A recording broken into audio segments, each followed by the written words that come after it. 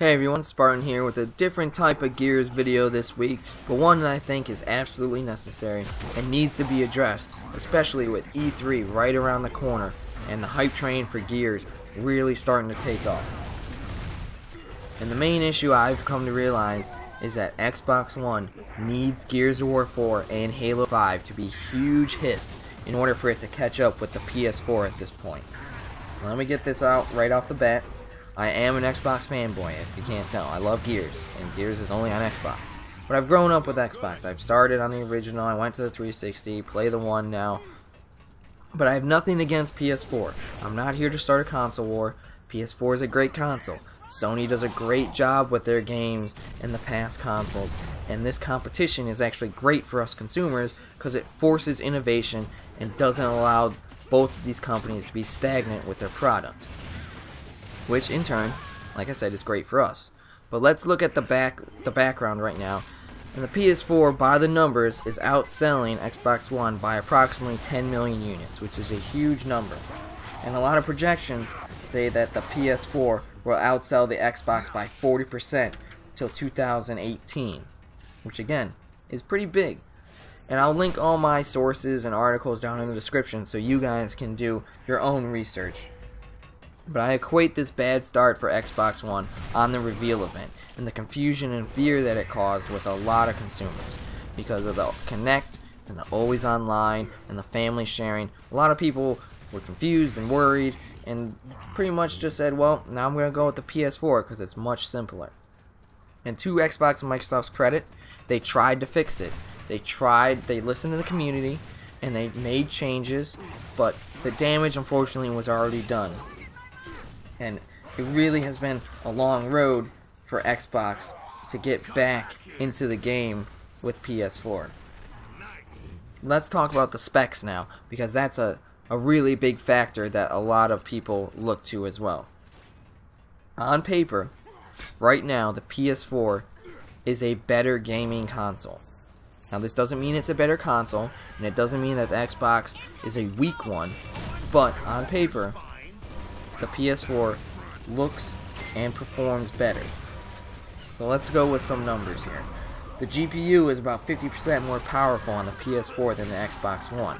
The bandwidth for the PS4 is also better on than the Xbox One. And this equates to developers realizing that they can do a lot more at this moment with the PS4. But if you look, there's not too many differences between the Xbox One and the PS4. Trust me, I'm not trying to bash the Xbox One. I love mine. I think it's a great system and console, and I know developers think the same thing. But the disparity, especially with graphics, where some games that come out on both consoles run at 1080p on PS4 and have to be ported up on Xbox One, causes a lot of concern. The one thing that is lacking in both consoles is exclusives. And this is where E3 is going to play the biggest role, and where Microsoft and Xbox One, in my opinion, will gain the upper hand on PS4. Gears of War and Halo were huge babies and great sellers for the original Xbox and 360, because people originally said, you know what, I am getting an Xbox just for Halo, or I'm getting a 360 just for Gears, because it is that good of a game. And a lot of games now come out on both consoles, because why cut off half of the profit and half of the market? The other exclusives that have launched since both consoles were released have not sold to expectations, like Titanfall and Rise and Forza for Xbox One, and Bloodborne and Infamous Second Son for PS4. There's still time, and there's still room for all their great exclusives, so that's not out of the realm of possibility.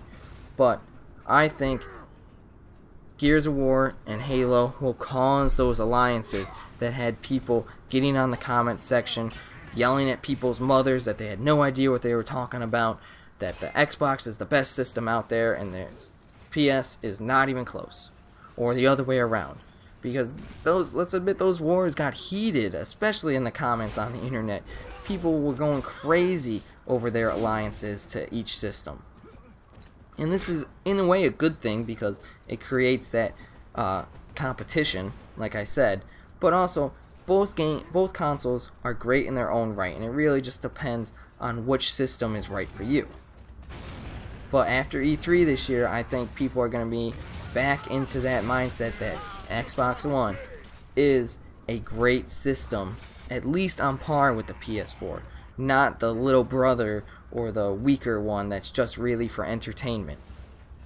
With these games, let's say Gears comes out and it's 60 frames per second, 1080p, it's gonna look amazing, play amazing, and be that huge mega hit that Microsoft really needs right now.